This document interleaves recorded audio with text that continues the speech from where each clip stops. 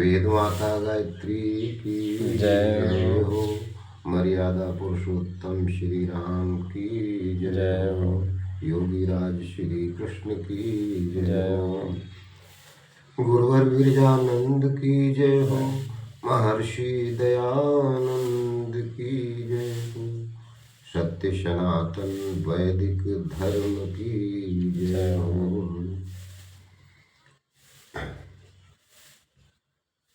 सभा में उपस्थित सभी भाइयों एवं बहनों, आज हम एक प्रसंग पर चर्चा करने जा रहे हैं कि संसार में धर्म कितने हैं। तो धर्मेंद्र जी पूछ रहे हैं कि संसार में धर्म कितने हैं। तो सत्येंद्र जी बता रहे हैं कि संसार में धर्म तो केवल एक ही है, जो परमात्मा आदि सृष्टि में वेद द्वारा बतलाता है तथा जिसे वैदिक धर्म कहा जाता है। धर्मेंद्र, इसमें क्या युक्ति व प्रमाण है कि केवल वेद ही परमात्मा का धर्म व ज्ञान है? और भी तो संसार में अनेकों ग्रंथ व मजहब नजर आते हैं जो अपने अपने मजहब व पंथ एवं अपनी अपनी पुस्तकों को परमात्मा का दिया धर्म बतलाते हैं। तो देखें, सत्येंद्र जी कह रहे हैं कि पहली युक्ति देखें। प्रिय मित्र, आप यह बताएं कि परमात्मा एक है या अनेक है? धर्मेंद्र जी कहते हैं कि परमात्मा तो केवल एक ही है। तो अब सत्येंद्र कहते हैं कि जब परमात्मा केवल एक है तो उसके द्वारा बनाए धर्म अलग अलग कैसे हो सकते हैं?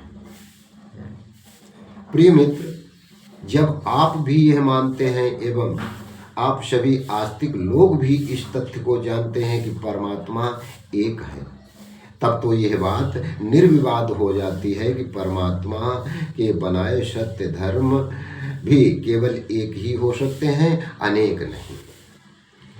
परमात्मा जब एक है तो एक ही है उसका धर्म, आदि सृष्टि में दिया वैदिक धर्म का सत्य मर्म। अब देखें दूसरी युक्ति। मैं आपको एक और युक्ति द्वारा भी समझा दूं, वो बता दूं कि परमात्मा का दिया धर्म केवल वही हो सकता है जो सृष्टि उत्पत्ति के साथ ही परमात्मा ने दिया हो तथा उसका प्रादुर्भाव समस्त विश्व के प्राणियों के लिए किया हो। जैसे परमात्मा के बनाए सूर्य, चांद, जल, वायु आदि का बिना किसी भेदभाव संसार के समस्त प्राणियों से एक सा व्यवहार है, न तो किसी से घृणा और न ही किसी से विशेष प्यार है। इसी प्रकार परमात्मा के बनाए धर्म को भी बिना किसी भेदभाव विश्व के समस्त प्राणियों के लिए एक सा ही हितकर व पूर्ण न्यायकारी होना चाहिए तथा उस धर्म का ज्ञान किसी एक देश का सांप्रदायिक व अपूर्ण भाषा में न हो, परंतु देववाणी जैसे संस्कृत पूर्ण भाषा में। देववाणी पूर्ण भाषा संस्कृत है वेद की, अन्य भाषाएं अधूरी है नहीं वो देव की। मित्रवर्ग, क्योंकि ऐसे समस्त गुण केवल वैदिक धर्म में ही पाए जाते हैं, यही कारण है जो संसार के सभी निष्पक्ष विद्वान वैदिक धर्म को ही परमात्मा प्रदत्त धर्म बतलाते हैं। सारी शत विद्याओं का एक वेद ही भंडार है, पूर्ण ईश्वर ने दिया नियमों का इसमें सार है।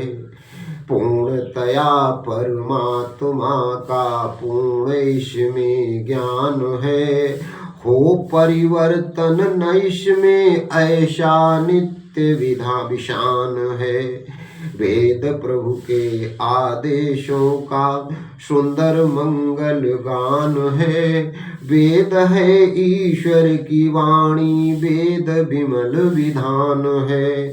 शांति सुख पाने का केवल एक यह विधान है।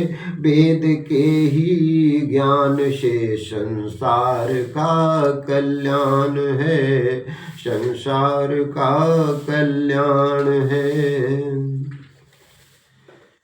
अब देखें तीसरी युक्ति। सत्येंद्र जी कह रहे हैं कि प्रिय मित्र, मैं आपसे एक प्रश्न पूछना चाहता हूं कि आदि सृष्टि में जो मनुष्य हुए उन्हें सब सांसारिक ज्ञान एवं अपने धर्म व कर्तव्य को पहचान की आवश्यकता थी या नहीं? तो धर्मेंद्र कहते अवश्य थी, क्योंकि बिना ज्ञान प्राप्त किए मनुष्य संसार में किसी भी कार्य को न तो जान सकता है और न ही अपने धर्म अथवा कर्तव्य को पहचान सकता है।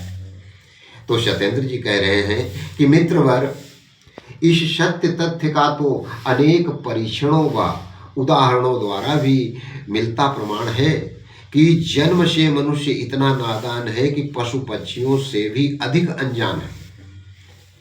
क्योंकि पशु पक्षियों को तो जन्म से ही मिल जाता स्वाभाविक ज्ञान है, किंतु मनुष्य जब तक निमित्त ज्ञान द्वारा अर्थात माता पिता व आचार्य आदि से ज्ञान नहीं पाता है, तब तक इसमें मानवपन नहीं आता है। तथा मनुष्य का जन्म पाने पर भी यह जिस प्रकार की संगति पाता है वैसे ही गुणों को अपनाता है। यदि हैवान की संगति पाएगा तो मनुष्य होता हुआ भी वो हैवान गुणों वाला हो जाएगा। उदाहरणार्थ लखनऊ वाला रामू जब जन्म से ही भेड़िया की संगत में आया तो उसने पूर्णतया भेड़िया के ही गुणों को अपनाया। पशुओं को तो जन्म से मिलता स्वाभाविक ज्ञान है, किंतु मानव तो निमित्त ज्ञान से बने इंसान है। मित्रवर, क्योंकि आदि सृष्टि में सर्वप्रथम परमात्मा ही ऋषियों को वेद ज्ञान बताता है, यही कारण है कि परमात्मा को आदि गुरु कहा गया है। धर्मेंद्र, तो क्या मानव सृष्टि की उत्पत्ति के साथ ही परमात्मा ने वेद द्वारा ऋषियों को सभी सांसारिक एवं धर्म कर्म का पूर्ण ज्ञान दिया?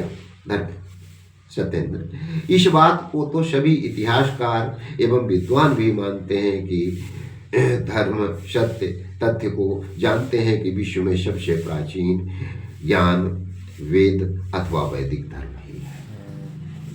बोलिए सच्चिदानंद भगवान की जय। ओम शांति शांति शांति।